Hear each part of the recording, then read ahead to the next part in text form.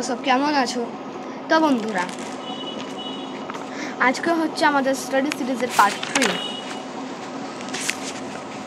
তো বন্ধুরা, যেরকম এখন কি বলে মেট্রো শুরু হয়েছে, তো আজকে আমরা মেট্রোর ব্যাপারে মেট্রো বা আপনার পাতাল রেলও বলতে পারি।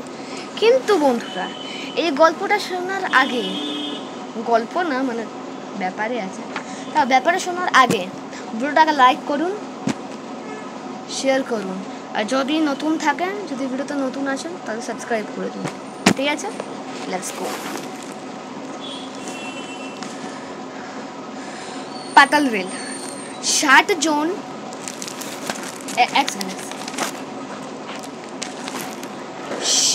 60 জন এবং দ্রুতগতিতে অল্প সময়ে এক প্রান্ত থেকে আরেক প্রান্ত ছুটে চলা কলকাতার বুকে এক জ্বলন্ত সমস্যা।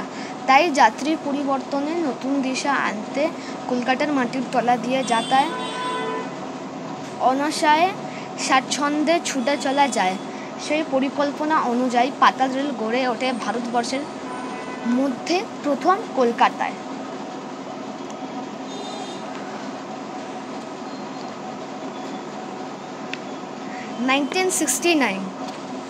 বা আপনারা এটাকে বলতে পারেন 1969 সালে কেন্দ্রীয় রেলমন্ত্রক কলকাতার ব্রু গেট দিয়ে রেলপথ তৈরি করার প্রস্তাব গ্রহণ করে। প্রথম পর্যায়ের কাজ শুরু হবে দমদম থেকে টালিগঞ্জ, এই 16 কিলোমিটার। 1971 সালে সেইভাবে কলকাতার বুক চিড়ে তৈরি হয় সুড়ঙ্গ পথ। দীর্ঘ 24 বছর ধরে চলে পাতাল রেলের কর্মকাণ্ড। ব্যয় হয় 1600 কোটি টাকা।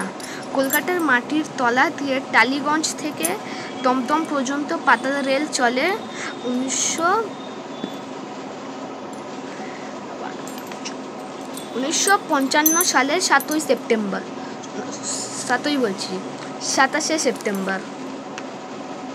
পাতাল রেলের প্রতি ট্রেনে থাকে 8টি কম্পার্টমেন্ট। প্রতি কম্পার্টমেন্টে 54 জনের সিট আছে, আর দাঁড়িয়ে যেতে পারেন 218 জন। মোট স্টেশনের সংখ্যা 7 গতিবেগ ঘন্টায় 80 কিলোমিটার।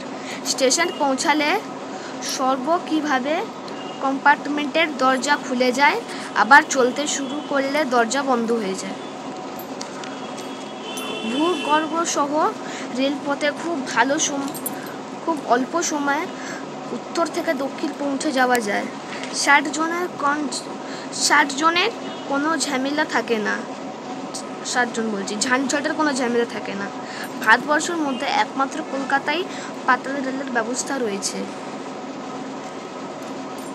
তাই কলকাতার গর্বে পাতাল রেল দেখতে বিভিন্ন প্রান্ত থেকে ছুটে আসেন বহু মানুষ।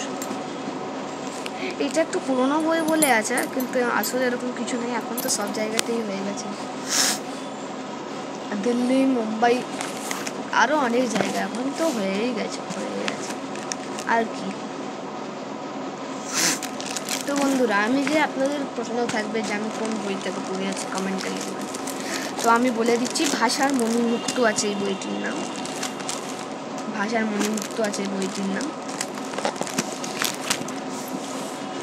তো বন্ধুরা, যদি আপনাদের আজকের ভিডিওটা ভালো লাগে তাহলে ভিডিওটাকে লাইক করবেন, শেয়ার করবেন আর সাবস্ক্রাইব করবেন। আপনারা যদি স্টাডি সিরিজের আরও পার্ট চান, তো আমি আপনাদের জন্য আরও পার্ট আনবো। আপনারা বলবেন আপনাদের এটা কেমন লাগছে।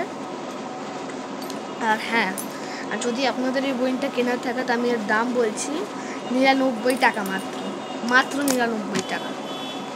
99 টাকা। আপনারা এটাকে কিনুন আর পড়ে দেখুন। এতে মাত্র এইগুলোই না, এতে অনেক রকমের আছে। আমি মাত্র একটা খালি শোনালাম। এতে আপনাদের বাক্য কী করে বলি, বাক্য কী করে বলা যায়, সব খেলাবেলার ব্যাপারে অনেক কিছু আছে।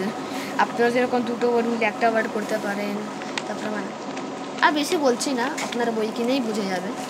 বইটা খুব সুন্দর আছে। আর একটা আগে থেকেই কথা বলছি, এটা আমাকে কোনো বই স্পন্সর করছে না, আমি আপনাদের ভালোর জন্য বলছি। মানে এই বইটা সত্যিই খুব ভালো আছে।